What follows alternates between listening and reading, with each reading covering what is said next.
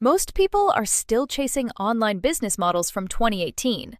Dropshipping, SMMA, faceless pages, generic AI agencies. But there's a business model almost nobody talks about. It is called the China Import Agent model. You do not buy inventory. You do not rent a warehouse.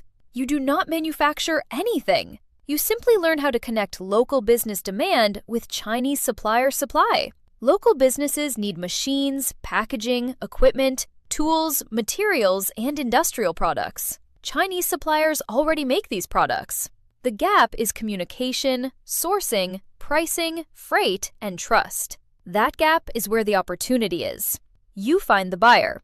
You research suppliers. You compare quotes. You coordinate freight estimates. Then you build a professional offer with your margin or service fee included.